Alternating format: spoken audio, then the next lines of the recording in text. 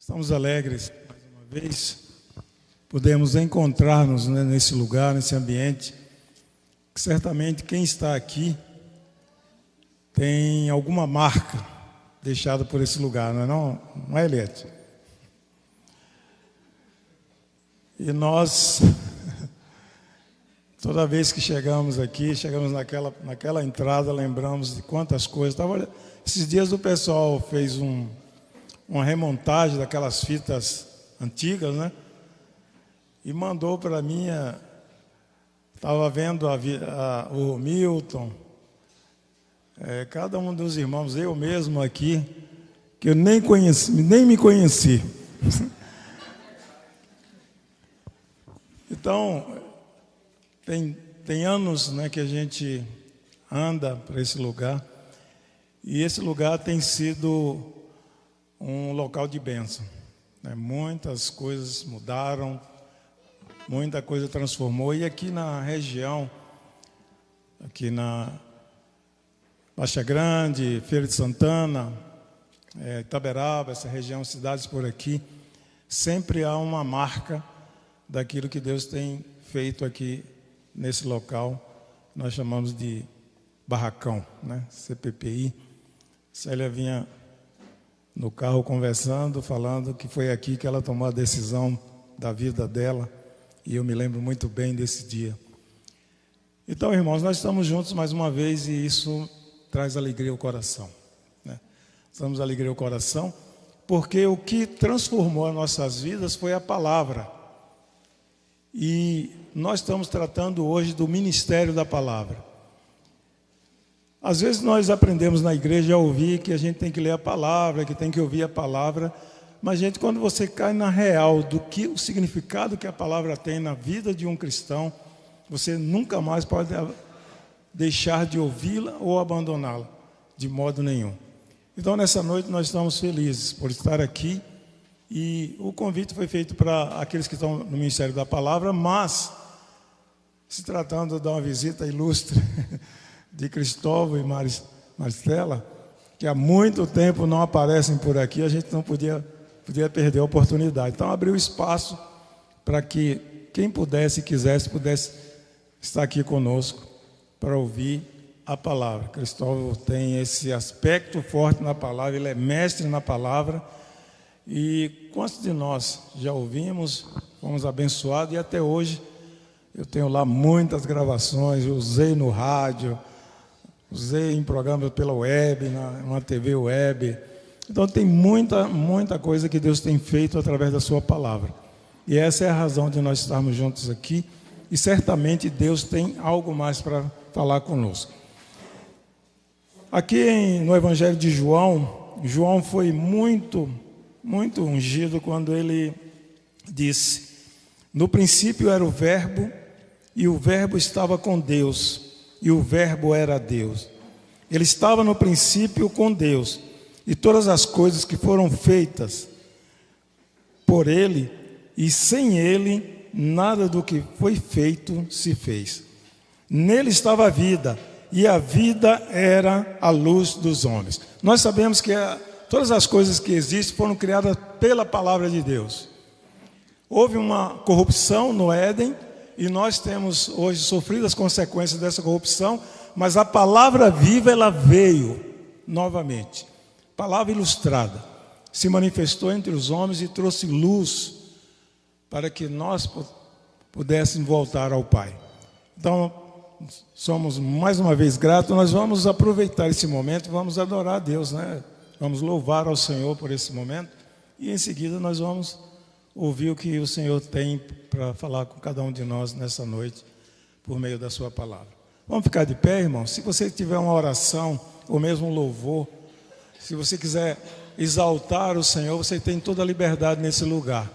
Ele é digno, né? E todos nós que estamos aqui, de alguma maneira, podemos perceber. Se você quiser fazer uma reflexão rápida, de segundos, você vai ver quanto Deus já tem feito através da sua palavra em nossas vidas. Amém? Então vamos adorar o Senhor. Pai, nós te louvamos por essa oportunidade nessa noite. Somos gratos pela palavra que desceu dos céus, palavra viva que veio, nosso Senhor Jesus Cristo, que viveu entre nós, deu a sua vida e prometeu voltar para resgatar o seu rebanho. Muito obrigado, Senhor, por esse momento. Que o Senhor manifeste sua glória, sua majestade nesse meio. Que o Senhor seja adorado, louvado, seja glorificado por tudo que o Senhor é e tudo que o Senhor tem feito no meio dos homens na terra. Aleluia ao teu santo nome.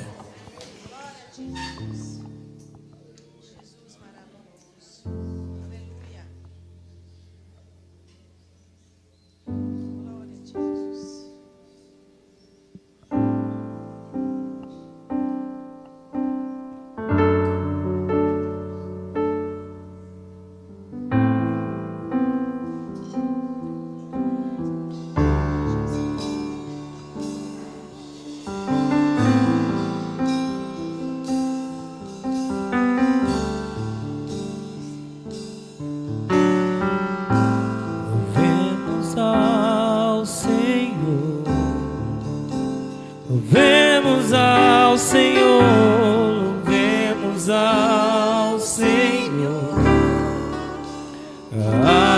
adoremos no seu santo monte, nosso amado Pai, teu nome é santo. Louvemos ao Senhor, louvemos ao Senhor, adoremos no seu santo monte, nosso amado Pai, teu nome é santo. Ao Senhor, louvemos ao Senhor, louvemos ao Senhor, adoremos no seu santo monte, nosso amado Pai, teu nome é santo.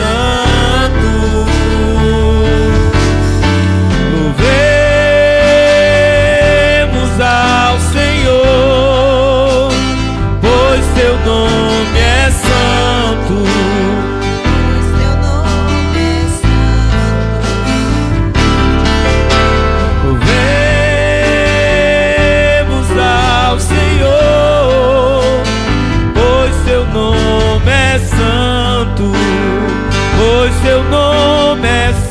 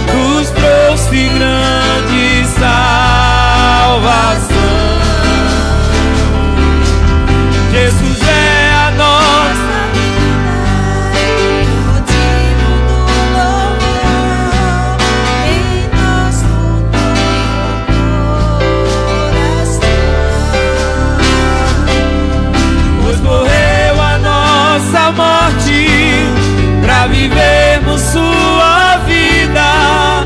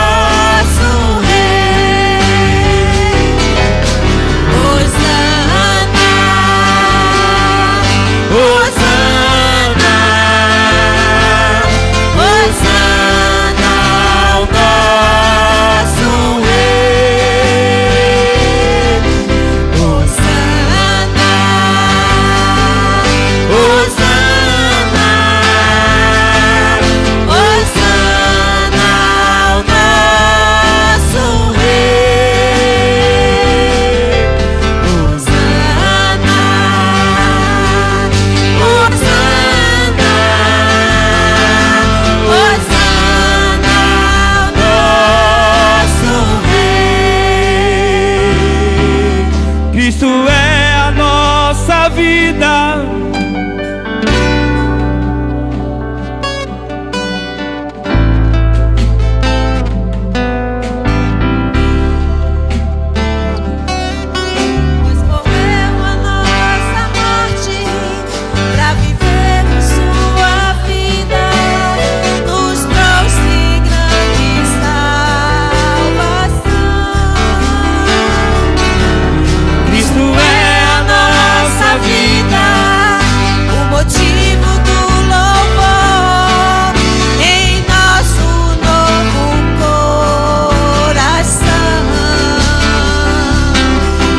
Pois morreu a nossa morte pra vivermos sua vida, nos trouxe grande salvação. Cristo é a nossa vida, o motivo do louvor em nosso novo coração. Pois morreu a nossa morte pra vivermos sua vida, nos trouxe grande salvação.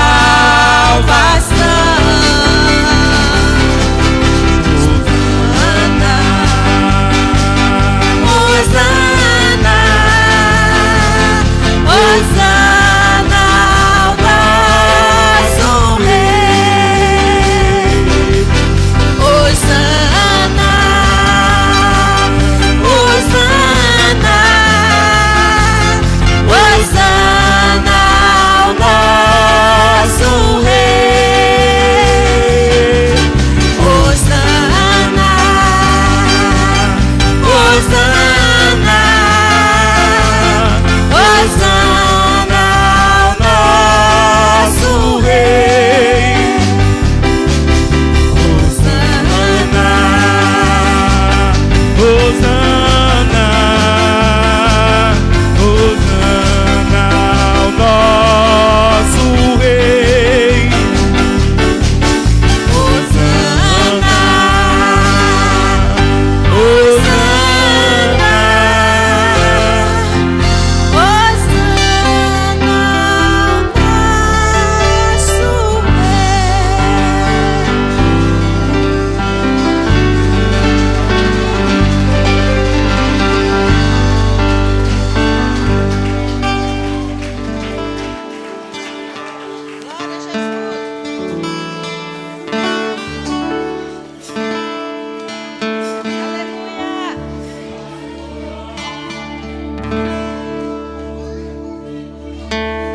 No início eras a palavra, com Deus Altíssimo.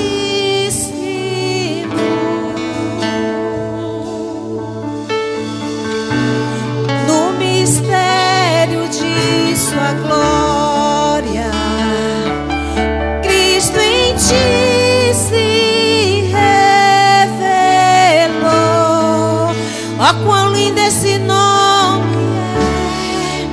Ó, quão lindo esse nome é! O nome de Jesus, meu Rei. Ó, quão lindo esse nome é! Maior que tudo ele é. Ó, quão lindo esse nome é! Nome de Jesus, aleluia.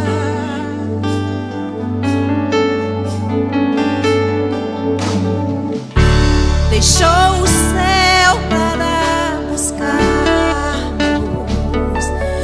veio pra nos resgatar.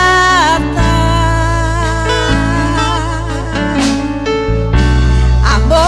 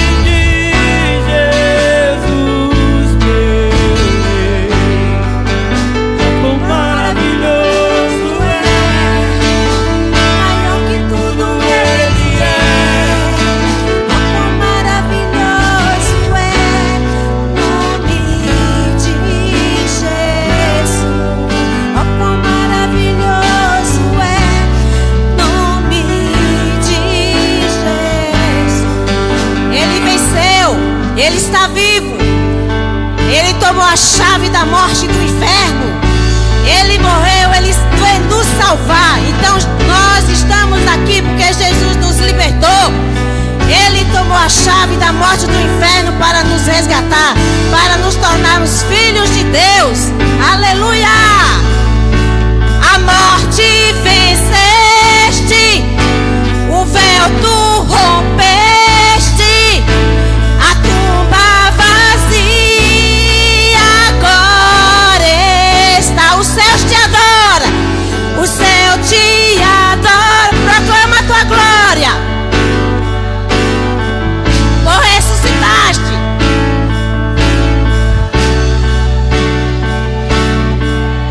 És invencível, és invencível, inigualável, hoje pra sempre reinará. Teu é o reino, teu é o reino, tu é a glória, acima de todo nome está. Poderoso é, poderoso é o nome de Jesus, meu Rei.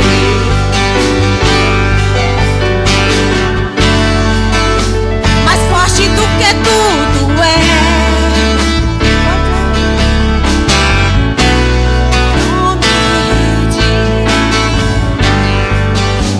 A morte venceste,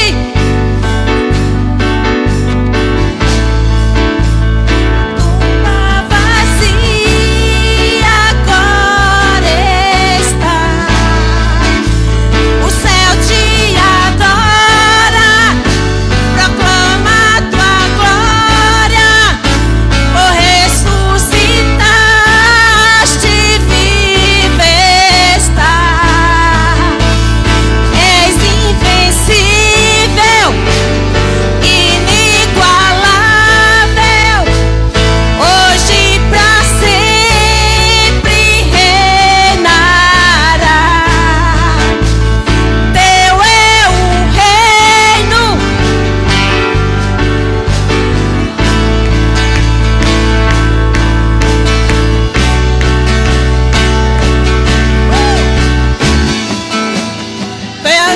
venceste, o véu tu rompeste, a tumba vazia agora está. O céu te adora, proclama a tua glória, pois ressuscitaste, vive está.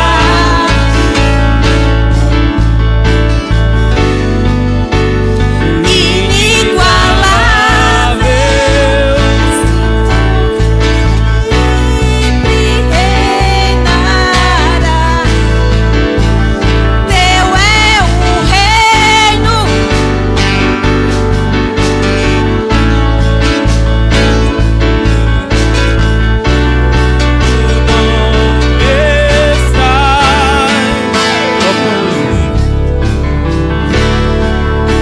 usa esse nome. O nome de Jesus, meu Rei. Poderoso esse nome é, mais forte do que tudo é. Poderoso esse nome é, nome de Jesus. Poderoso esse nome é, nome de a igreja fala assim, ó: a morte venceste, a morte, o véu tu rompeste,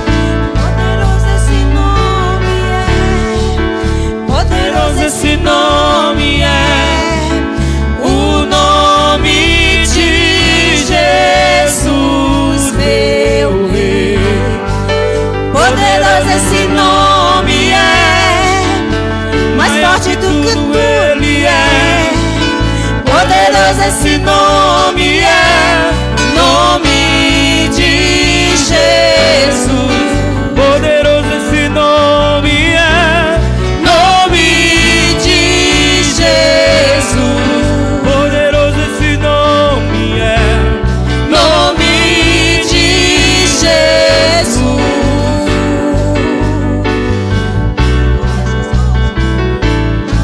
Tu és Senhor dos senhores. Tu és o Rei dos reis.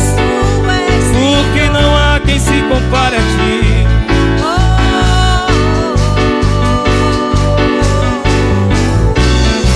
Porque não há quem se compare a ti, Senhor. Todo joelho se dobrará diante de ti, e toda língua confessará que tu és o Senhor. Tu és o Rei dos reis e o Senhor dos senhores. Tu és o Rei dos reis e Senhor dos senhores. Nações se prostrará diante de ti. Nações se prostrará diante de ti. Teu é o reino, tua é a glória. Teu é o reino, porque não há quem se compare ao teu amor. Não há quem se compare a ti, Senhor. Tu és o Rei dos reis. Tu és o Senhor dos senhores. Porque não há quem se...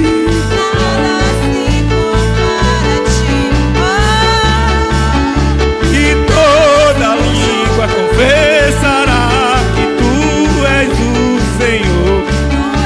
Todo joelho se dobrará diante de ti, Senhor. Toda língua confessará que tu és o Senhor. Todo joelho se dobrará diante de ti. Toda língua confessará que tu és o Senhor.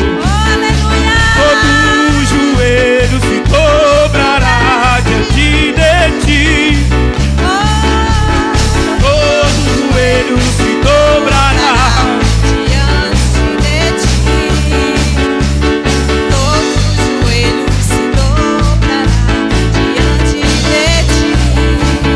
Tu és o Rei dos reis. Tu és o Rei dos reis. Tu és o Rei dos reis. Tu és o Rei dos reis. Tu és o Rei dos reis. Tu és o Rei dos reis. E toda língua confessará que tu és o Senhor. Todo joelho se dobrará diante de ti. Toda língua confessará que tu és o Senhor. Todo joelho se dobrará diante de ti. Tu és o Rei dos reis. Tu és o Rei dos reis. Tu és o Rei dos reis. Tu és o Rei dos reis. És o mais lindo entre milhares. És o mais lindo entre milhares. És o mais lindo entre milhares. És o mais lindo. Toda a nação se prostrará diante de ti. Todos os reis se dobrará diante de ti. Tu és o Rei dos reis.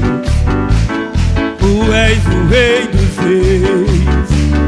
Tu és o Rei dos reis. Glória! Aleluia!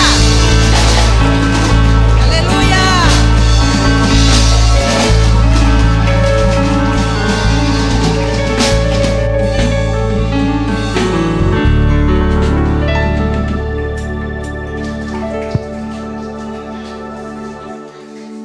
Poder sentar, irmãos.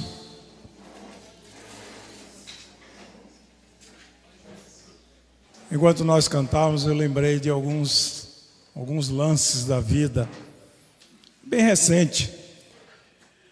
Agora, depois da Páscoa, tem um programa na TV Bandeirante, chamado Canal Livre.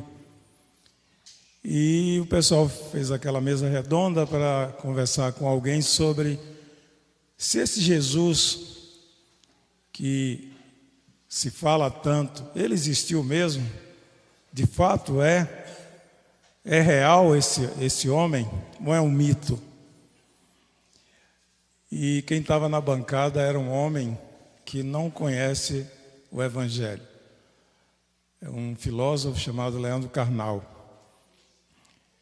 Eu fiquei um pouco envergonhado, né? Porque podia ser um desses grandes líderes que tem no Brasil, e nessa hora parece que não se achou. Mas ele testemunhou que esse homem é real. Como nós cantamos aqui, todos os outros, ele citou alguns deles, encontraram-se lá os ossos, mas desse homem a tumba estava vazia assim. Pode dizer aleluia, com vontade. Então toda a língua vai confessar mesmo, e todo joelho vai se dobrar. Aliás, isso já começou. Cadê o Romilton? Você vai apresentar o preletor para que o povo conheça melhor. Muitos de nós conhecemos Cristóvão, mas acho que nem todos o conhecem. Glória a Deus. Fique de pé, por favor. Amém. Eu acredito que não precisa apresentação do seu Cristóvão.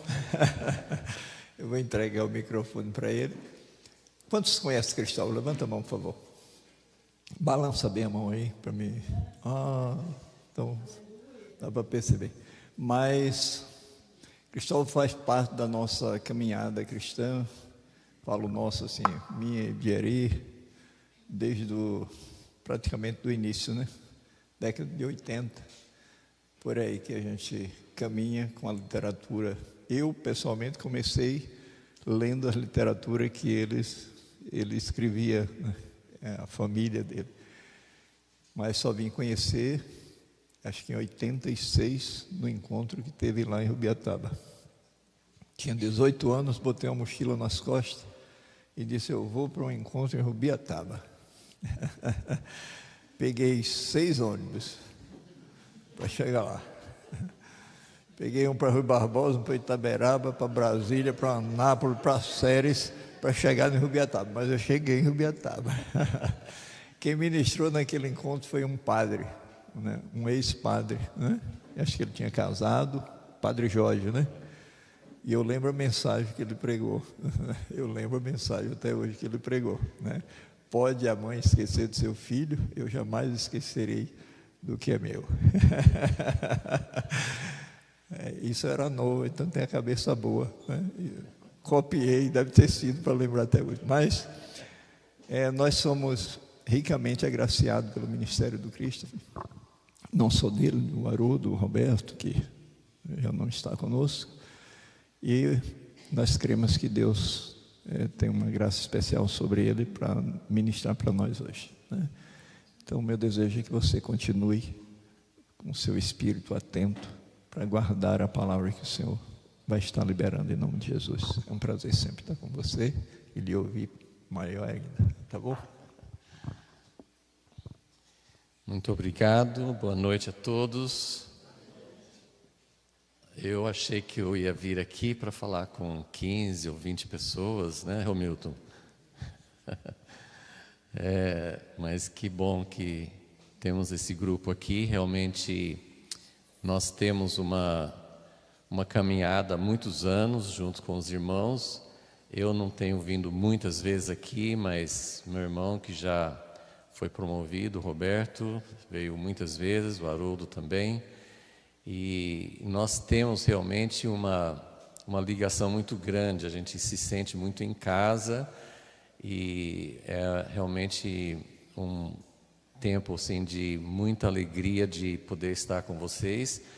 Eu acho que eu nunca estive num encontro, numa reunião com esse objetivo, de falar para pessoas que já estão ministrando a palavra. A gente já fez muitas conferências para estudar a palavra, sempre teve os CPPs, né, pessoas estudando a palavra para um dia poder ministrar, mas de separar, eu sei que nem todos aqui talvez sejam pessoas que ministram a palavra, mas pelo menos o objetivo da reunião era de reunir as pessoas que já estão ministrando, já estão atuando no ministério da palavra.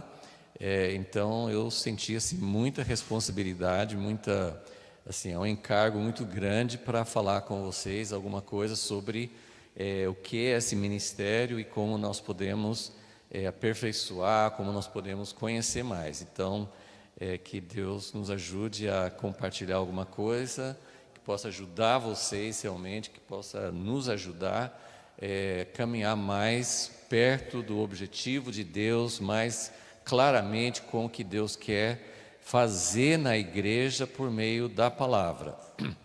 Como Erivelton já leu, tudo começou com a palavra, né? No princípio era o verbo. Então, era assim, realmente Deus se manifesta. A gente sabe que Deus pode se manifestar de várias maneiras, mas o que fundamenta mesmo, o que gera a igreja, o que gerou o mundo, o que faz tudo funcionar é a palavra. Então, realmente é o centro da nossa, do que é ministrado, do que é revelado, do que é expressar a Deus. Então, eu vou começar com algumas coisas talvez assim, bem evidentes, bem óbvias, mas eu quero falar um pouquinho sobre alguns aspectos do ministério da palavra e realmente pedimos a ajuda de Deus para que seja algo que possa nos ensinar o que nós podemos, como nós podemos cooperar mais com o Senhor nesse chamado tão sublime, né? Poder compartilhar a palavra é algo muito especial e é um privilégio muito grande que nós temos de sermos instrumentos, mensageiros da palavra. Eu vou citar alguns versículos bem conhecidos. Vocês sabem que Efésios 4, versículo 11, fala dos 5 ministérios. Então, Deus chamou uns para apóstolos, outros para profetas, outros para evangelistas, outros para pastores e mestres. Algumas traduções falam doutores, mas a palavra é mestre, é professor. Então, nessa lista de 5, o ministério de mestre está em último lugar.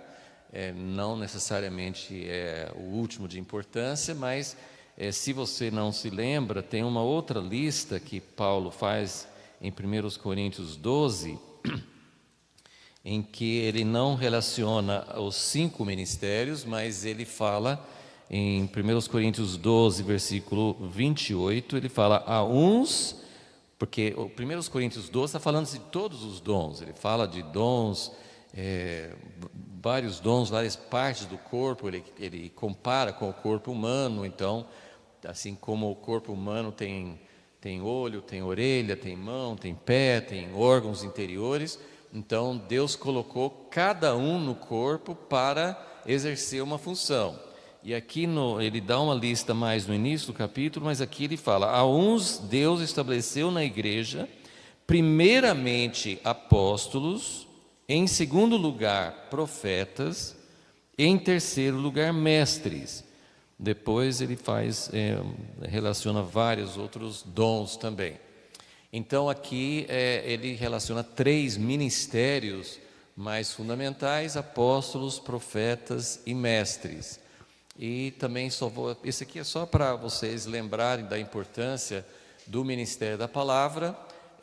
Vou lembrar também que em Atos 13, quando Deus chama para o apostolado Paulo e Barnabé, houve uma reunião na igreja em Antioquia de profetas e mestres. Então, em Atos 13, os primeiros versículos fala a respeito de profetas e mestres, e eles estavam orando e servindo ao Senhor, ministrando ao Senhor, e o Senhor separou 2 deles. Então, Paulo e Barnabé, que foram enviados por Deus como apóstolos, antes eles faziam parte desse grupo de profetas e mestres.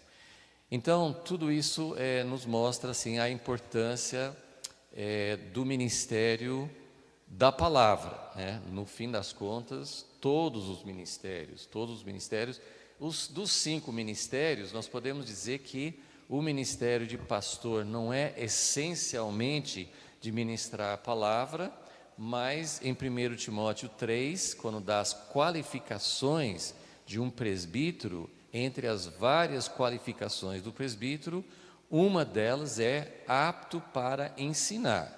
O pastor, ele não é necessariamente um pregador, e ele não precisa também necessariamente ser um mestre na dedicação total do ministério de ensino, mas ele precisa saber como ensinar, né? Uma das qualificações de um presbítero, de um pai espiritual, é que ele precisa ensinar. É como os pais, pai e mãe, né? Eles não são necessariamente professores habilitados para dar aula em um monte de coisa, mas todo pai e toda mãe precisa saber como ensinar, né? O ensino faz parte daquilo que é necessário para criar alguém.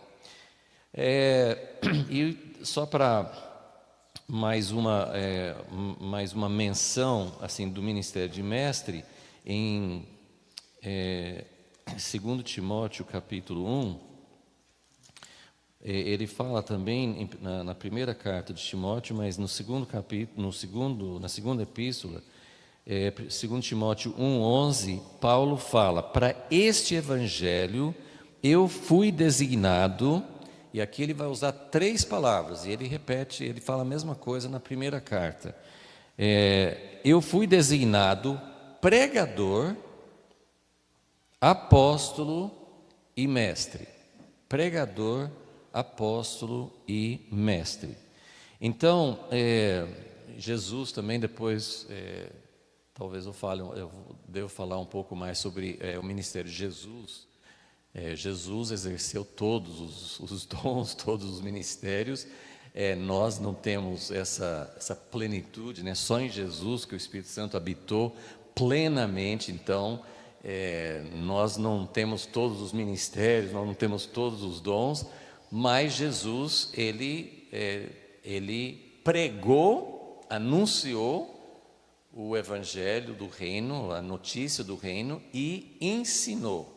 Então, ele mostrou a importância de ter a pregação, como Paulo está falando assim: eu fui designado um pregador, um apóstolo e um mestre.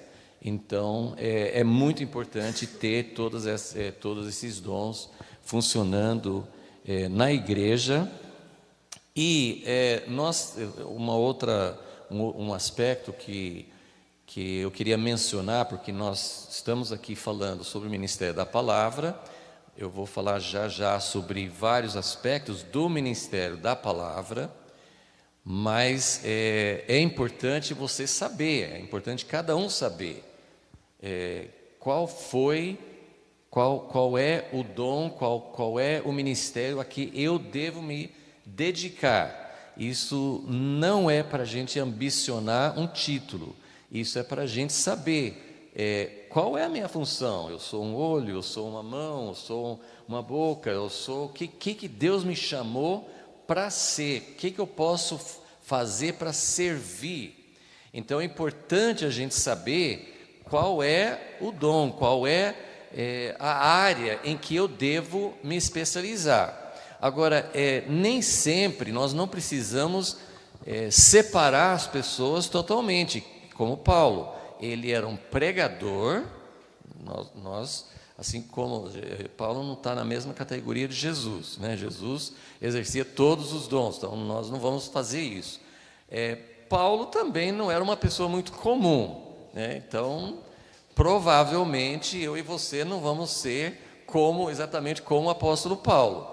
Mas, ao mesmo tempo, ele mostrou que uma mesma pessoa pode ser um pregador, pode ser também um mestre. Então, Deus me chamou para ensino, então eu não vou profetizar, eu não vou evangelizar. Não, a gente não deve separar tanto assim. Devemos saber, sim, em que área que eu devo me dedicar mais. Mas é possível, sim, a gente fazer mais de uma coisa, né? Quem trabalha em construção pode saber muito bem como levantar uma parede, mas geralmente ele vai saber também como mexer com elétrica, com hidráulica, com mais funções. Pode ser que a especialidade seja uma área só, mas é necessário, muitas vezes, nós exercemos outros ministérios. Então, eu queria colocar aqui, em primeiro lugar, alguns aspectos do ministério da palavra. Então, nós temos o ministério da palavra. Dentro desse ministério da palavra, e eu não vou nem, a gente pode aplicar isso para evangelistas, nós temos vários ministérios e, na verdade, todos os ministérios, até mesmo de pastor, ele, de alguma maneira, ele também lida com a palavra e ele também ensina.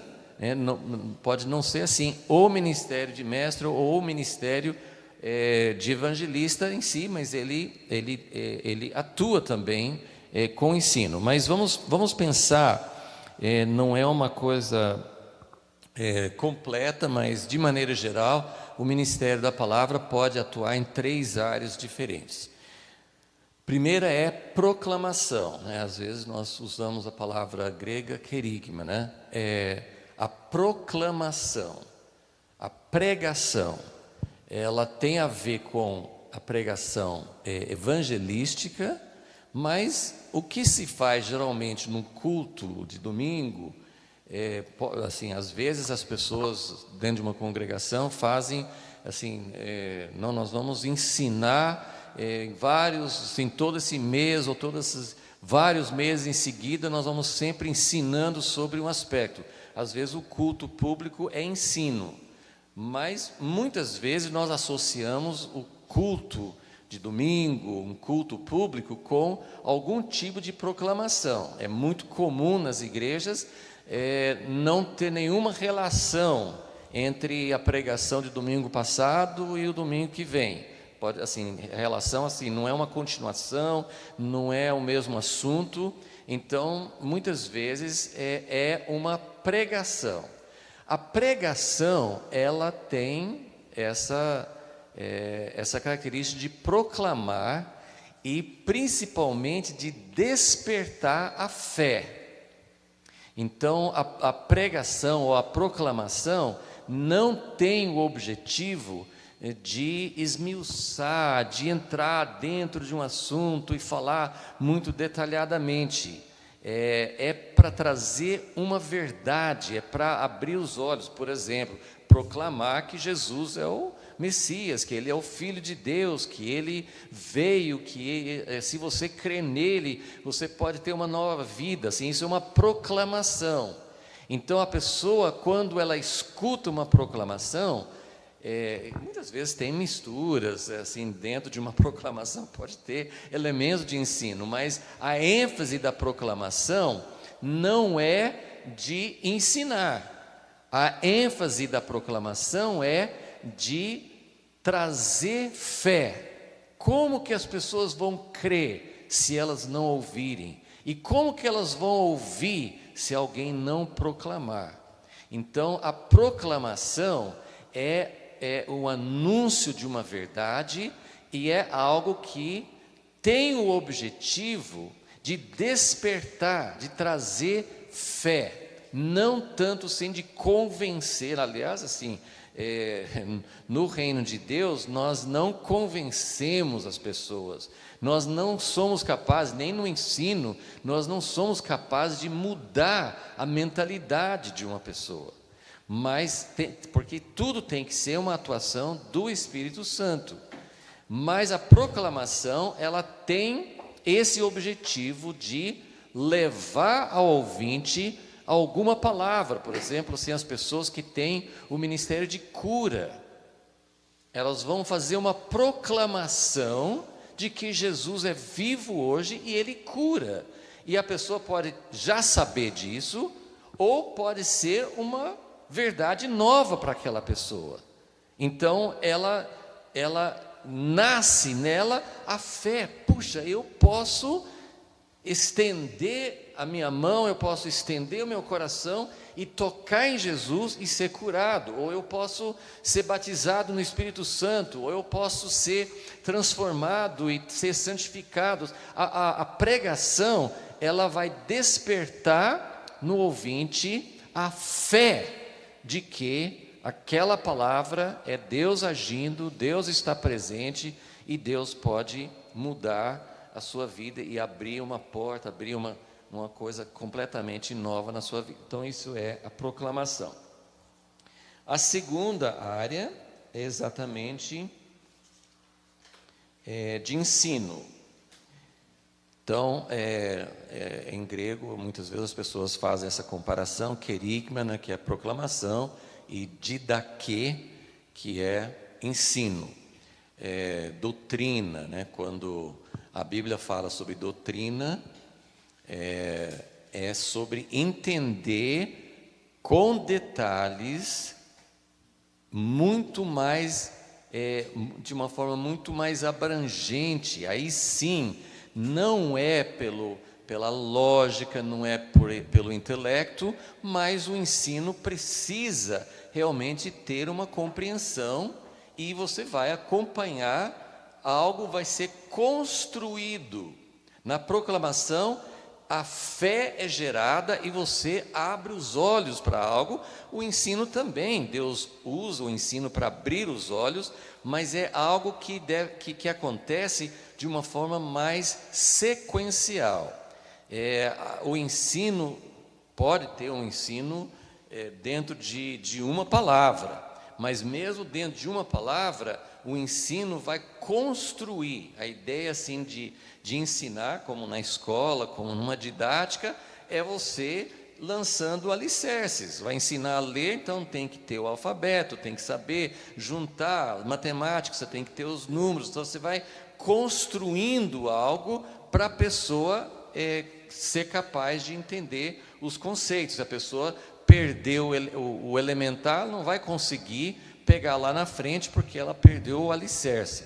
Então, o ensino é detalhado, ele traz minúcias, ele traz uma coisa muito mais abrangente, ele vai construindo, e geralmente o ensino envolve uma sequência, né? É como você ter muitas peças de um quebra-cabeça, e no início você tem aquelas peças, tem cores diferentes, tem formatos diferentes, você não sabe se você não tem a caixa, né, a tampa da caixa para saber o que vai ser formado com aquele quebra-cabeça, então você nem sabe o que vai ser formado aqui.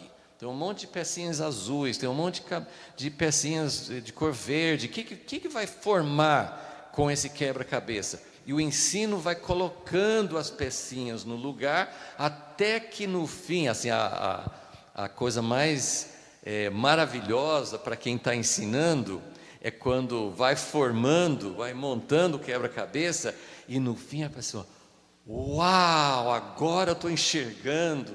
Não é aquela da proclamação de que assim, você, num instante, seus olhos são abertos e você não tem muita noção, você não entende muito sobre quem é Jesus, mas você estende sua mão em fé e assim algo nasce, né, na pregação. No ensino, não, você vai construindo e juntando as peças até formar um todo. Então, esse é o ensino. E a terceira área, que não é a área que nós vamos ficar falando muito, sim, mas que é a palavra também, seria a palavra profética. Então, nós temos a proclamação, que pode ser evangelística ou não, né, mas é uma proclamação, é algo para gerar fé. Nós temos o ensino, que vai detalhar, que vai construir, que vai montar toda uma base. E nós temos a palavra profética. O que é a palavra profética? A palavra profética não necessariamente fala do futuro, mas pode falar. Mas a palavra profética é algo que Deus está falando. O profeta ele tem acesso ao coração de Deus, ele tem revelação, ele tem comunhão. Todos os ministérios devem ter comunhão com Deus, todos os ministérios devem ouvir de Deus, mas o profeta tem esse ministério mais específico de falar. E assim, o grande desejo do nosso coração é que tenha alguém que pudesse trazer para nós, para a igreja em Baixa Grande, para a igreja em Feira de Santana, para cada igreja em Americana, onde estiver, que pudesse escrever, que nem no livro de Apocalipse, essas coisas. O anjo da igreja está escrevendo, Deus está revelando. O que Deus pensa da igreja? Você gostaria de saber ou melhor não saber? Como seria? Eu anseio muito por saber, assim, e eu acho que a gente não, eu penso que a gente praticamente não tem isso. Eu sei que tem um ministério profético, não estou duvidando, mas é tão raro saber o que Deus pensa, porque naquelas cartas ele fala coisas boas e coisas ruins. Ele analisa, fala assim: olha, vocês estão de parabéns nisso, mas eu tenho algo para falar, né? Assim, mas, né? Que é difícil, né? Eu tenho algo para falar, mas isso faz bem. Você não quer saber qual que é o algo que Deus tem para falar? Eu gostaria de ouvir ele falando parabéns, né? Vocês estão muito bem na oração, vocês estão muito zelosos, vocês estão cuidando das pessoas em necessidade. Eu gostaria de ouvir isso, mas eu gostaria também de saber o que está faltando. Deus, quando Ele olha, o Espírito Santo, quando olha para nós, o que Ele pensa. Então, a palavra profética, ela tem essa qualidade. Ela pode sim falar, Deus está revelando que a igreja precisa se preparar, porque dias virão, muito em breve, em que vai acontecer isso, e vocês precisam se preparar. Tem um elemento de preparação, não de curiosidade, né? Daqui 5 anos vai surgir um presidente, vai surgir um tirano, não sei o quê, não, Deus provavelmente Ele não vai falar isso. A gente gostaria de saber quando que vem o anticristo, o que vai acontecer, onde que vem, o que vai acontecer nesses conflitos. A gente gostaria de saber, mas você pode notar que Deus não fala essas coisas, mas Ele fala sim, Ele gostaria de falar sobre a preparação, sobre o que nós precisamos enfatizar, se o Espírito Santo está nos levando a estar mais preparados para algo, o que falta, né? Os profetas do Primeiro Testamento falavam muito sobre o pecado, sobre a necessidade de arrependimento, coisas assim. Então, mas esse não é o foco do nosso tempo aqui, na verdade, nem o primeiro de proclamação não é o nosso foco principal, e nem o terceiro, que é a palavra profética, né? Nós queremos falar um pouco sobre o ensino, né? Então, tem esses três ênfases, né, diferentes da palavra, mas nosso foco aqui é sobre o ensino. Agora, sobre o ensino, que é essa palavra que constrói, que edifica, que dá detalhes, né? Agora eu quero dizer que isso tem relação principalmente com o ministério profético, que eu vou falar agora, mas é um encargo do Ministério de Ensino trazer isso. Tem 2 aspectos do Ministério de Ensino. Então, tem 3 aspectos do Ministério da Palavra, e agora eu quero dizer que tem 2 aspectos até meio opostos, são meio contrários entre si, do Ministério de Ensino. E eu vou dar o nome dos 2, né? Você pode chamar de ensino panorâmico e o segundo de ensino microscópico. Ou você pode falar a visão macro e a visão micro. São 2 aspectos bem opostos entre si, porque um vai falar do todo, assim, é como se você fosse olhar para o mapa, o globo terrestre, todo o mapa do mundo inteiro. Você tem uma visão assim, que o globo terrestre tem? Então tem continentes, tem mares, você vê todo o aspecto do globo, um mapa mundi, está tudo aqui. Mas eu quero aumentar, eu quero trazer a lente, eu quero expandir a América do Sul. Não, mas eu quero expandir mais ainda, eu quero ver o Brasil. Não, mas eu quero ver mais detalhado ainda, eu quero ver a Bahia. Então, esse é a ênfase microscópica. É você entrar lá, assim, aumentar a lente para você ver pequenos detalhes. Então, eu quero falar um pouquinho, provavelmente no restante do nosso tempo hoje, sobre esses 2 aspectos do ensino. Primeiro eu vou dar alguns exemplos. Se nós formos pensar no Primeiro Testamento, no tempo de Moisés, de Israel, então vamos pensar assim, porque nós temos os primeiros 5 livros, né, que são o Pentateuco, o Torá, e aí tem histórias, tem várias coisas, mas vamos pensar assim na época de Moisés, quando Deus o enviou para tirar o povo da escravidão no Egito, e eles depois foram para o Monte Sinai, e aí nós temos os livros, né, de Êxodo, Levítico, Números, Deuteronômio, que tem algumas histórias, mas tem muita coisa chata para ler, né? Se você pega esses livros para ler na sequência, se você realmente é determinado que você vai ler palavra por palavra, então você lê os números, você lê as medidas, você lê as leis, mas às vezes é meio chato, né, para ficar lendo todas aquelas coisas. Mas então vamos pensar nesses primeiros livros, né?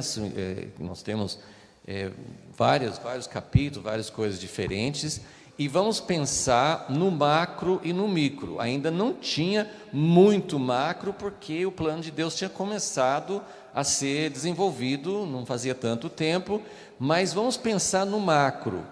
Quando Deus chamou Moisés na sarça ardente, ele falou com Moisés, ele falou do nome dele, mas ele também falou que ele era o Deus de Abraão, Isaque e Jacó.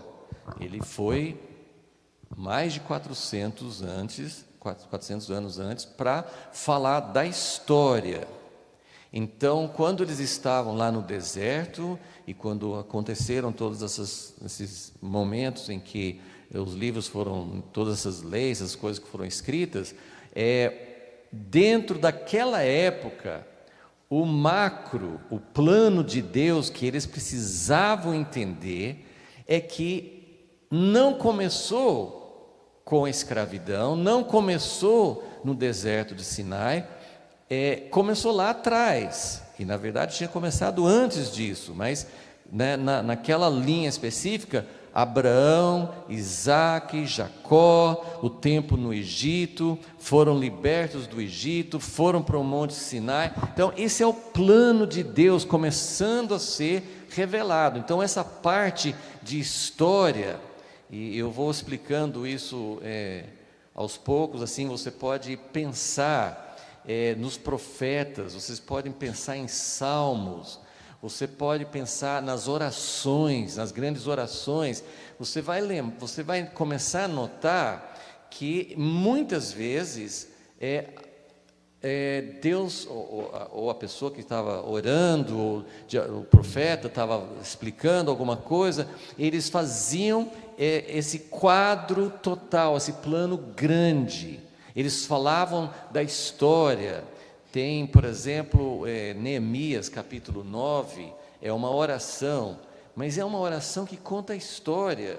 Já tinha acontecido o cativeiro, já tinha acontecido o retorno do cativeiro, e em Neemias 9 ele vai contando tudo. Então isso é o macro, até para fazer uma oração. Não é que toda oração, não precisa começar assim, né? Muita gente já começa, Deus de Abraão, de Isaque, de Jacó, né? Aí vamos contar toda a história para Deus, né? Então nem sempre isso é apropriado, né?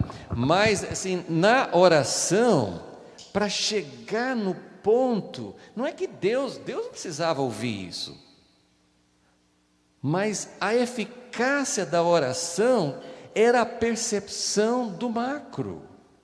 Eles precisavam saber da história, eles precisavam saber onde eles estavam na história, eles precisavam saber que Deus vinha desenhando, pintando um quadro, desenvolvendo um plano, e onde nós estamos nesse plano. É muito, muito importante isso. Então, voltando para os livros de Moisés, então, o macro naquele tempo era os patriarcas, o tempo no Egito, depois eles foram para o deserto, e o macro, ele também inclui o que vai acontecer. Porque dentro daquele plano lá no tempo do Egito, no tempo que eles saíram do Egito, eles tinham que saber que Deus vinha desenvolvendo um plano com os patriarcas, com o tempo no Egito, foram no Monte Sinai, Deus fez uma aliança, mas eles tinham que saber para onde eles estavam indo. Para onde eles estavam indo? Eles estavam indo para a terra que Deus prometeu para Abraão, Isaque e Jacó. Eles faziam parte dessa história. Não era por acaso, vocês estão com problemas, aí eu vou levar vocês para um lugar legal. Não, fazia parte de um plano que Deus tinha prometido muito tempo antes. Então, eles sabiam a história passada, eles sabiam onde eles estavam na história, e eles sabiam que eles tinham um alvo para ir para a terra prometida. Esse é o macro, essa é a visão panorâmica. Agora, o que você tem nos livros de Moisés? Principalmente, eu gostaria de vocês lembrarem, do livro de Deuteronômio. O que é o livro de Deuteronômio? É quando eles estavam prontos para, tinham passado 40 anos no deserto, não foi isso? Passaram 40 anos no deserto e estavam se preparando para entrar na terra prometida. E Moisés, e lembra que toda a geração dos que saíram do Egito, o que tinha acontecido com eles? Eles morreram. E aí tinha uma geração nova, que não tinha presenciado tudo. Então, Deuteronômio é a segunda passagem, a segunda explicação, Moisés contando. Eu amo o livro de Deuteronômio, eu acho que é um dos livros mais fantásticos da Bíblia, a maneira como flui, a inspiração, é muito eloquente, é fantástico o livro de Deuteronômio, porque ele passa para eles, ele começa os primeiros capítulos, contando a história, ele conta um pouco da história, mas aí ele entra no micro, ele começa a contar. Então, pessoal, filhos de Israel, Deus pegou vocês do Egito, vocês fazem parte da história, vocês foram chamados por Deus para fazer uma aliança com Ele. Agora, como é que vocês vão viver? Quais são as implicações dessa aliança? O que isso significa para a sua vida? Tem coisas minuciosas do que você pode comer, regras de higiene. Como é que vocês vão fazer quando vocês entrarem na terra? Então, aí tem o micro, é o ensino. Tem um ensino, e ele fala sobre o ensino, inclusive ele instrui as pessoas, o povo de Israel, não só a ouvir o ensino dele, mas o que eles tinham que fazer? Eles tinham que ensinar os filhos. Mas o ensinar os filhos era inculcar na cabeça deles. Não era para ser uma coisa chata, não era para só ser uma coisa decorada. Vocês têm que fazer. Agora, eu quero que vocês abram em Deuteronômio 6, porque nós precisamos pegar aqui uma chave que vai nos conectar entre o macro e o micro, ou entre a visão panorâmica e a visão microscópica. Tem uma chave que está aqui. Se você não sabe já de cor, não precisa saber o capítulo todo de cor, mas nem todo mundo tem uma cabeça para guardar as referências, os capítulos, saber onde que está, mas alguns capítulos mais chaves vocês precisam lembrar, né? Êxodo 20, que tem os 10 mandamentos, tem que, assim, algumas passagens bem importantes, é bom lembrar. E Deuteronômio 6 é um capítulo muito, muito importante. É muito importante na tradição judaica até hoje. É a oração que eles repetem, se eles são bem religiosos, se eles são assim, bem fiéis na prática do judaísmo, eles fazem essa oração 3 vezes por dia. É chamado Shema, Deuteronômio 6, e ele começa, no primeiro versículo, ele começa falando, eu vou ensinar. São esses os mandamentos, estatutos, juízos. A gente coloca essas palavras muitas vezes como coisas chatas, né? É muito mandamento, é muita regra, mas na verdade, o que faz com que o ensino detalhado não se torne uma coisa chata, uma coisa que não tem sentido? E foi o que aconteceu com Israel, é o que acontece com a igreja. Falta a chave, falta a essência. Jesus falou sobre esse capítulo. Então vamos ler aqui. Ele fala assim sobre tudo que Deus ensinou, tudo que Deus mandou, mas está no versículo 4. Escute, Israel, ouve, isso é o que em hebraico é Shema.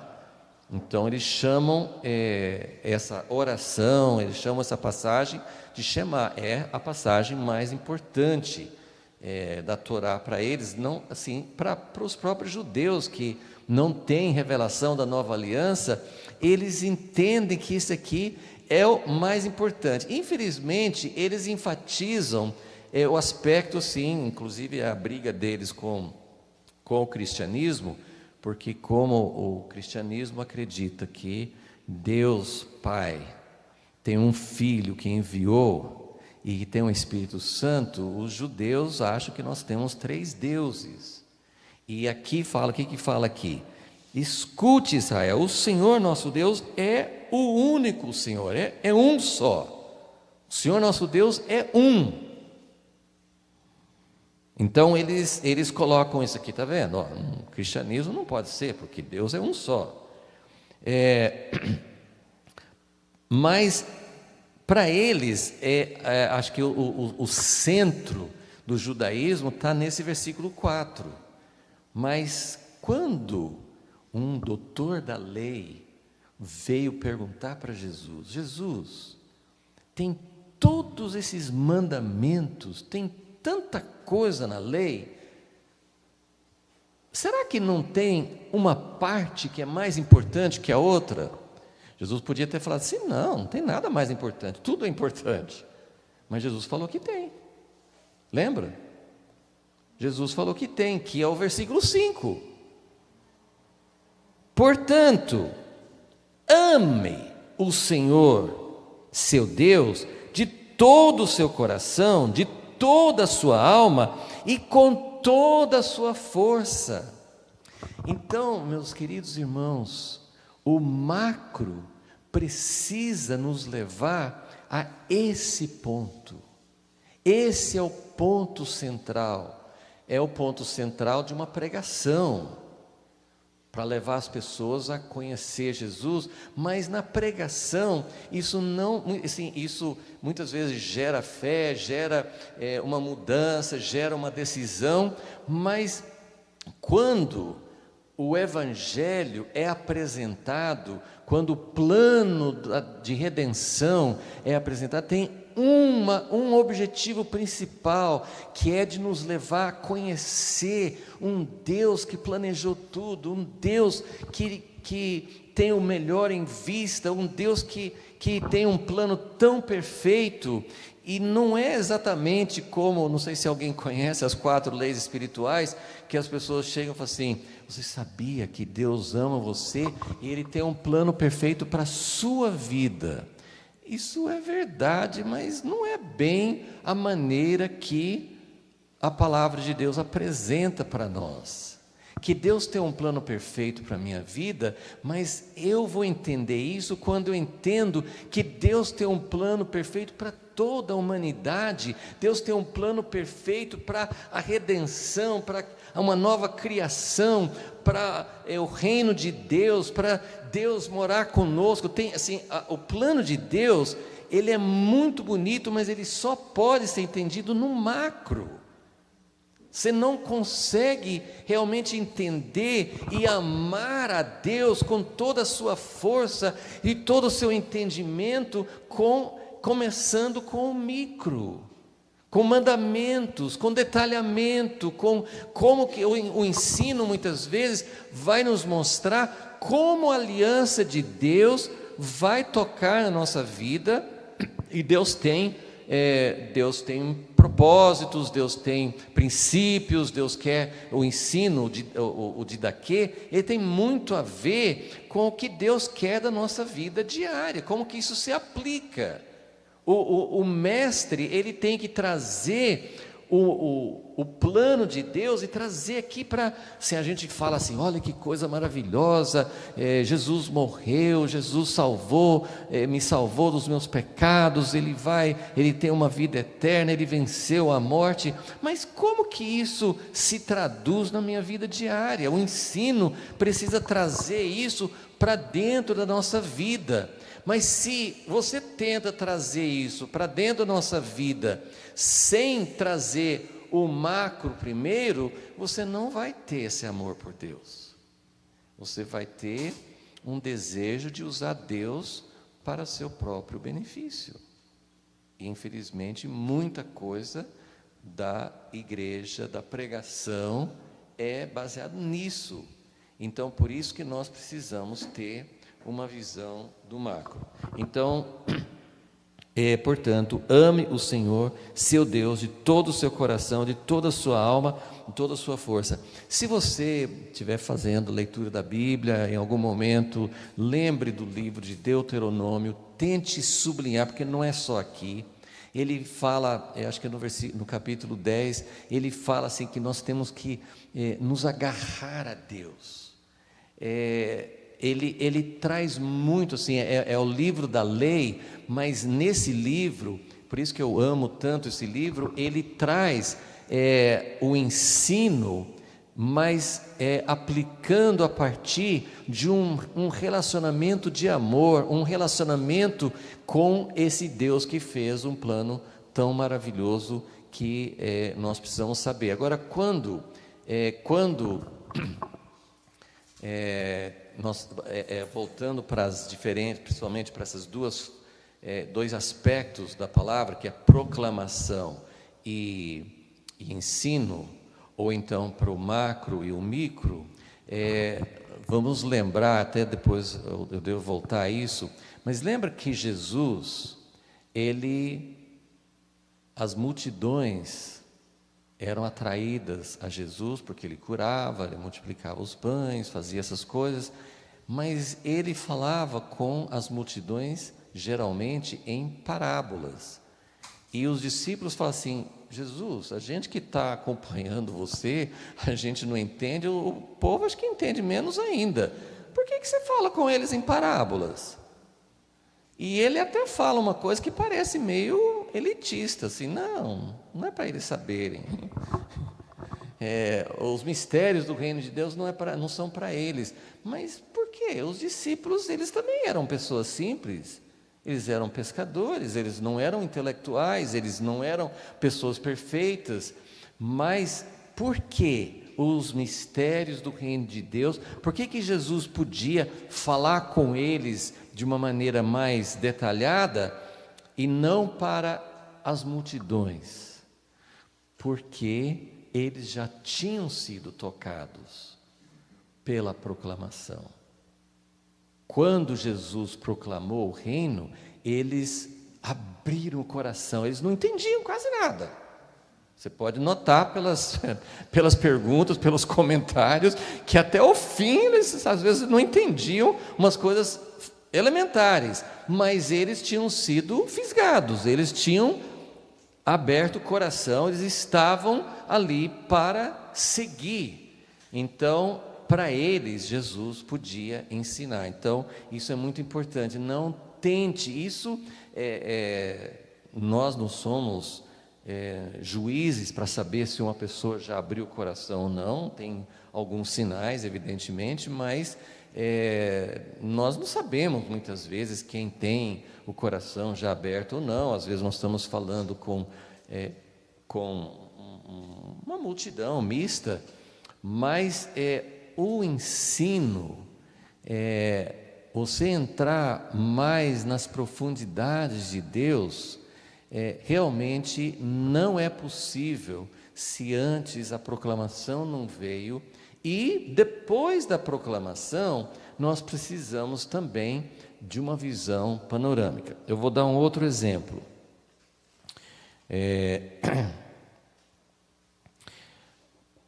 O segundo exemplo é justamente com Jesus, né? Que ele falava, ele fazia proclamação do reino de Deus, proclamação de que ele tinha vindo para trazer algo que os judeus, né? Ele nem falava de ir para os gentios, porque os gentios eram discriminados, os gentios não podiam ter direito. Eles podiam, mas quando Paulo fala, eu fui constituído para ser um pregador, um apóstolo e um mestre para os gentios, a missão de Paulo era trazer os gentios para dentro da linha histórica, para dentro do plano que os judeus já faziam parte. Então Jesus não era hora ainda para os gentios. Alguns gentios sempre tem umas exceções que entram antes da hora, né? Tinha o centurião, tinha a mulher Ciro-Fenícia, tinha pessoas gentias que entravam já com tanta sede, que entravam mesmo antes da hora, mas aquilo que Jesus fazia era proclamar para aqueles que já tinham história. Então ele veio para os seus, para conduzir, para proclamar, para dar uma chance, mas depois, né, abriu as portas e Paulo foi para os gentios. Deus abriu as portas e os gentios puderam entrar depois. Mas no tempo de Jesus, então, ele falava por parábolas, ele proclamava o reino, Mas qual seria um exemplo de Jesus fazendo o microscópico? Alguém tem alguma ideia? Quando que Jesus dá, né, quando que nós temos? Ele deve ter feito isso muitas vezes. Eu brinco, né, assim, que Jesus, depois que ele ressuscitou, ele ficou... Lucas tem a coragem de escrever que ele ficou 40 dias falando do reino de Deus e não fala o que ele falou naqueles 40 dias. Eu vou querer satisfação com ele depois. Lucas, como é que você fala, né? Assim, igual em Apocalipse.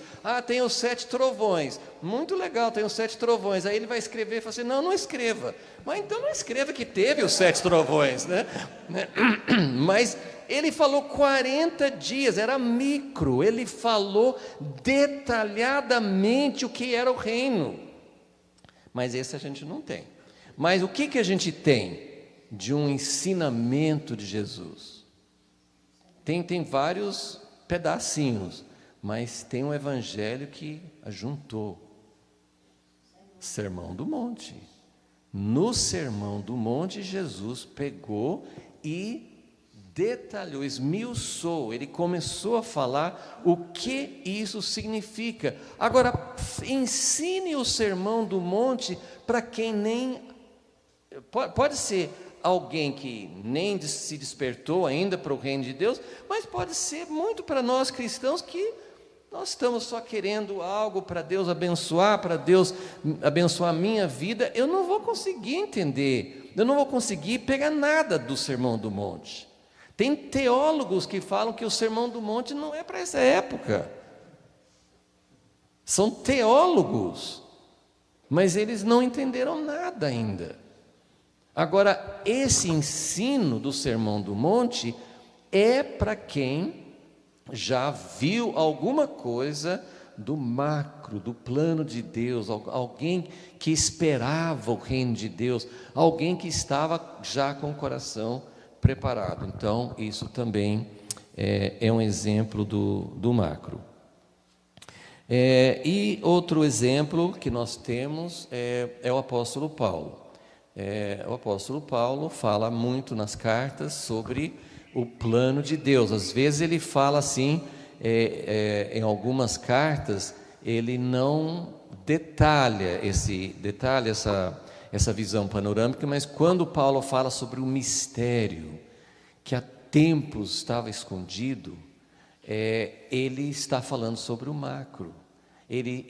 Paulo viu algo sobre esse plano macro, que ele falou assim, até os profetas, e isso é importante entender, as profecias, os profetas do Primeiro Testamento, são palavra inspirada por Deus, mas a visão escatológica que eles tinham, eles não tinham conseguido entender ainda o propósito de Deus que ele fala em Efésios 2, em Efésios 3, que envolve judeus e gentios. Isso estava escondido, e Paulo fala isso várias vezes. Então, quando ele fala sobre o mistério, ele está falando sobre o plano macro.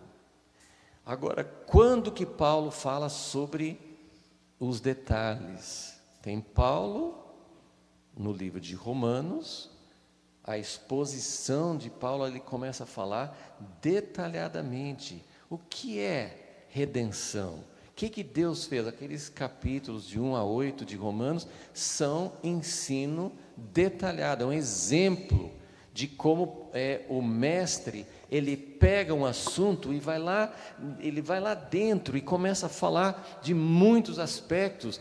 Isso é necessário, porque se nós não tivermos, nós podemos ter a maioria da igreja, primeiro sim, eles não têm uma visão do macro.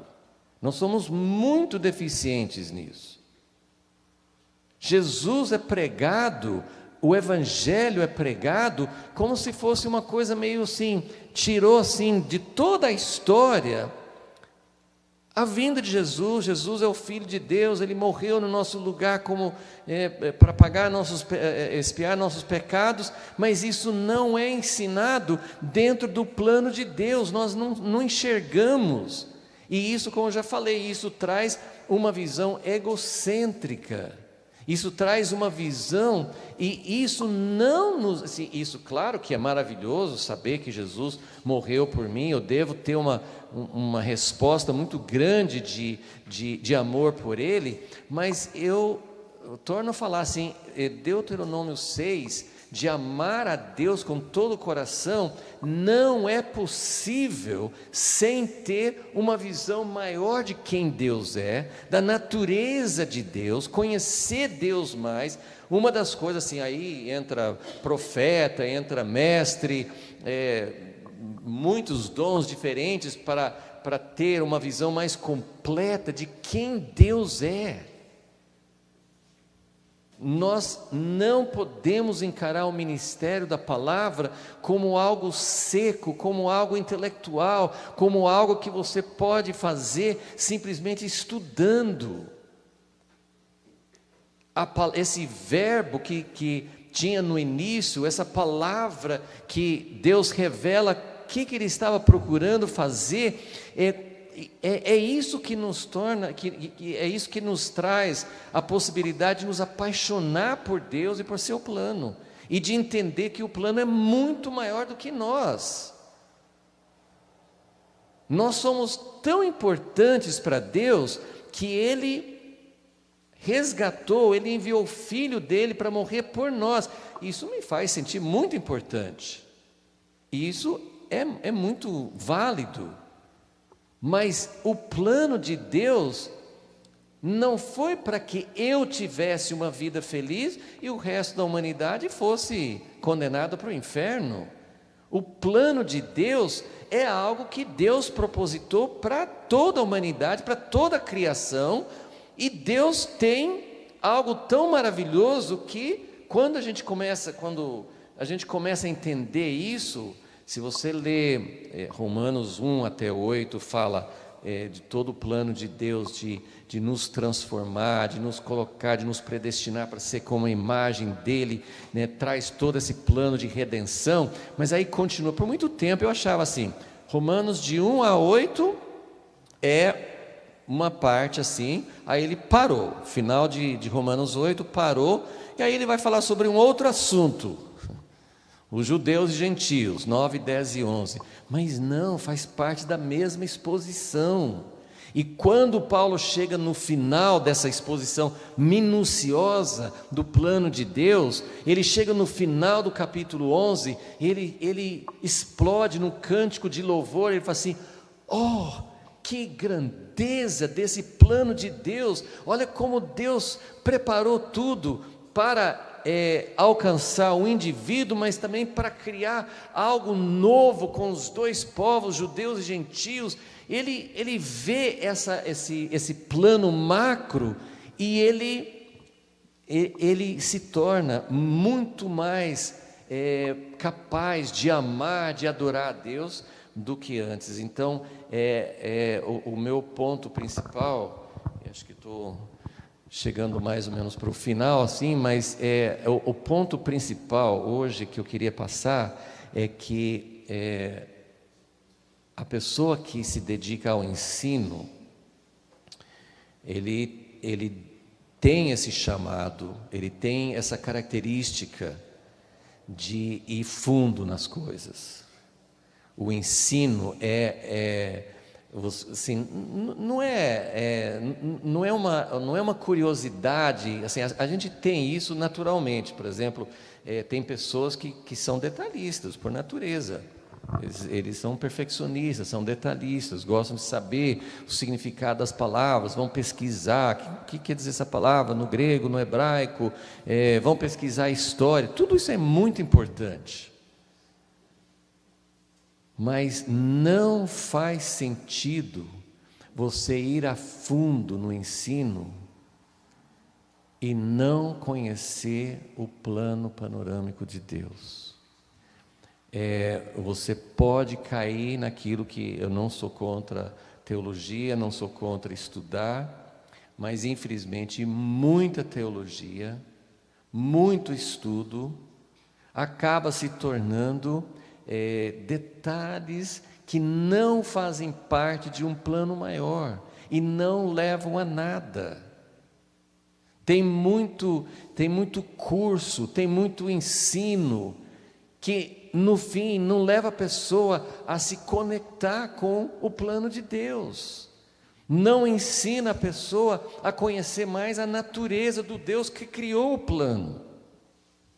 Nós podemos ter, como Paulo fala, conhecimento que incha, que nos torna arrogantes. Nós podemos ter muito conhecimento e não ter vida. Então, tudo isso tem a ver com entender que a palavra escrita é apenas um instrumento, apenas um meio, como o próprio Jesus falou, para chegar nele, ele que é a vida.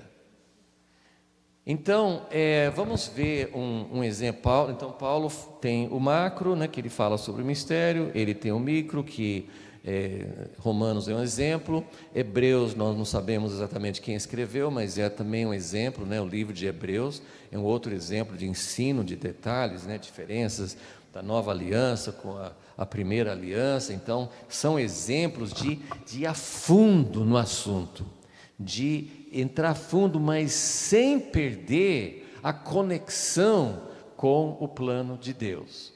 E agora, acho que a gente pode terminar com uma história que vocês conhecem bem, em Lucas 24, voltando dando mais uma vez o exemplo de Jesus. Outra vez, todo mundo lembra o que está em Lucas 24? A história dos 2 discípulos, né, no caminho de Emaús, e é impossível você não pensar que Jesus tem um pouco, nessa história tem um pouco de um senso de humor aqui, né, porque para Jesus chegar perto deles, né, e eles não saberem quem ele era, e ele fazer de conta que não sabia de nada, só pode ser um senso de humor, né? Assim, eu vou chegar disfarçado, ou fazer de conta que eu não, né? E aí ele falou, mas por que vocês estão tristes, né? Eu falei, mas você é o único nesse universo aqui que não sabe o que aconteceu? O que aconteceu? Não sei não, o que aconteceu, será? Mas era Jesus, a gente pensava que Jesus ia ser aquele que ia nos resgatar, né? E versículo, Lucas 24, né? Versículo 21, ele fala assim, nós esperávamos que fosse ele quem havia de redimir Jesus, mas depois de tudo isso, já estamos no 3º dia, desde que essas coisas aconteceram. É verdade que algumas mulheres falaram que tinham visto o túmulo vazio, mas a gente não sabe se elas estavam falando a verdade e tal. Então, agora olha o que Jesus fez. O que Jesus fez? Ele deu uma aula. Ele deu uma aula. Ele deu uma visão panorâmica. Quem gostaria de ter ouvido aquela aula? Gente, que aula que ela deveria ser. Vamos ler o que fala aqui. Primeiro assim, Jesus deu uma bronca neles. Como vocês são insensatos, versículo 25. E demoraram para crer em tudo que os profetas disseram. Não é verdade que o Cristo tinha de sofrer? Gente, eles conheciam as Escrituras, eles falaram, mas Jesus, ele tinha que ser, nós achávamos que ele ia cumprir as profecias. Eles conheciam as Escrituras, eles não eram ignorantes. E Jesus falou assim, mas como vocês leram a Bíblia e não entenderam isso? Vamos concordar com eles, que não está tão claro, lá no Primeiro Testamento, não estava tão claro, tão evidente, que Jesus ia, mas ele falou assim, mas vocês não sabiam que o Cristo tinha de sofrer? Eles não pegaram o plano de Deus, e nós podemos estar no mesmo erro, não entendendo. Nós achamos que entendemos tanta coisa, nós podemos estudar escatologia, nós podemos estudar profecias e não entender o que Deus realmente quer fazer no plano dele. Então Jesus foi lá atrás, olha o que ele fez, E versículo 27, e começando por Moisés e todos os profetas, explicou-lhes o que constava a respeito dele em todas as Escrituras. Esse é o macro, ele deu uma visão panorâmica, mas ele deu uma visão panorâmica para que eles entendessem o que realmente o plano de Deus indicava. Porque tem muita gente que fala de um plano, do plano de Deus, inclusive assim, que nós vamos morar no céu e não vamos ter mansões, e talvez a minha mansão vai ser maior porque eu estou mais santificado que você e tal. Assim, tem muitas ideias erradas sobre o que vai acontecer na escatologia e o que Deus está preparando. A gente canta muitas vezes sobre essa visão que pode ser uma visão errada. Então, nós precisamos muito dessa visão panorâmica para entender realmente onde nós estamos, o que Deus realmente tem para revelar. Então, o que Deus quer fazer, essa visão panorâmica, ela, assim, várias vezes na Bíblia, aqui eles nem contaram o que Jesus falou, eles simplesmente deram um resumo. Começando por Moisés, passou por todas as Escrituras, e o coração deles ardeu dentro deles, porque realmente eles viram algo que eles nunca tinham visto nas Escrituras. Então, as Escrituras, ser mestre, ter ensino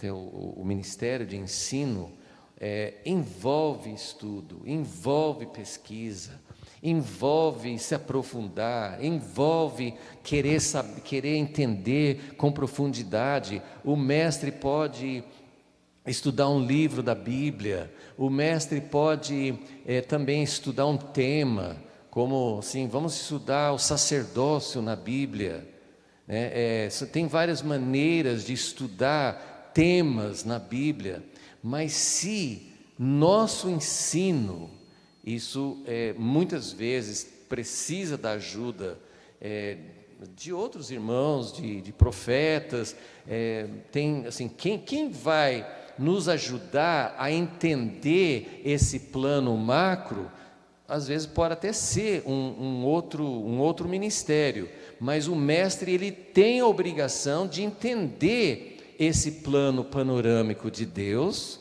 e de aprofundar mais, porque, por exemplo, Paulo, ele fala sobre o mistério e que envolve judeus e gentios, mas se você lê isso em Efésios 3, você tem que ir mais a fundo para entender isso. Você leu Efésios 3, você entendeu o mistério? Ficou claro para você o que é esse mistério que Paulo está falando? Ou em Efésios 1, que fala que todas as coisas nos céus e na terra, no universo inteiro, vão convergir em Jesus? Então o mestre, ele vai querer ir mais a fundo nisso, mas ele vai precisar de outros ministérios, muitas vezes, para ajudá-lo a entender. Isso é uma tarefa muito grande, mas o meu ponto o micro, o detalhado, o aprofundar mais nas Escrituras, só vai ter sentido, só vai ter vida, se nós entendermos o plano de Deus como um todo, e se nós estivermos apaixonados por Deus, por seu propósito e por seu plano. Amém? Senhor, nós queremos sentar aos teus pés, queremos realmente entender com mais profundidade o que o Senhor pretende fazer. O Senhor prometeu revelar isso. Isso é algo que é reservado, sim, não é para qualquer pessoa, não é uma elite, não é alguém que tem necessariamente curso superior ou capacidade intelectual, não tem nada a ver com isso, mas tem a ver com ter amizade contigo, Senhor. Se interessar. Por que o Senhor resolver mandar o próprio Filho para nos redimir? Onde que isso entra? Isso não aconteceu no primeiro livro da Bíblia. Então, tem toda uma história. E o Senhor sempre fez questão de relacionar o que estava acontecendo numa determinada época com a história. Então, que nós possamos ter um anseio por algo muito maior do que nós já vimos até hoje. Que nós possamos ter um anseio por conhecer esse plano geral, esse plano tremendo. A gente sabe que o Senhor não revelou praticamente nada do que aconteceu antes do Jardim do Éden. Não sabemos quase nada sobre o que vai acontecer depois da descida da Nova Jerusalém, mas o Senhor nos mostrou. As Escrituras têm profundidades, têm nuances, têm entrelinhas, têm mistérios, têm coisas reveladas, escondidas, tem coisas para serem descobertas e que fazem com que nós sintamos o nosso lugar na história, que nós possamos sentir o que o Senhor está buscando, o que o Senhor deseja. Aquilo que o Senhor deseja, o Senhor tem toda a capacidade de fazer acontecer, só que o Senhor tem procurado fazer junto conosco. E o Senhor tem encontrado pouquíssimas pessoas interessadas em saber, em descobrir, em se doar, em andar contigo e procurar pesquisar, sondar o que o Senhor deseja fazer. Então, que nesta noite nosso coração possa ser comovido por Ti, Senhor, possa ser conquistado por Ti, para que essa seja a paixão da nossa vida, essa seja o propósito da nossa vida, que nós possamos nos entregar integralmente a isso. Pedimos isso em nome de Jesus.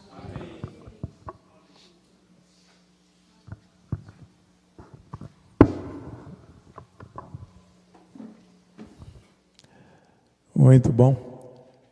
Mas eu queria saber uma coisa. Vai ter tempo para pergunta depois? Amanhã, Romilton? Amanhã tem. Muito bom. Pelo menos dúvidas ninguém vai levar para casa, né? Antes de nós encerrarmos, nós orarmos, eu queria só deixar um roteirozinho para amanhã.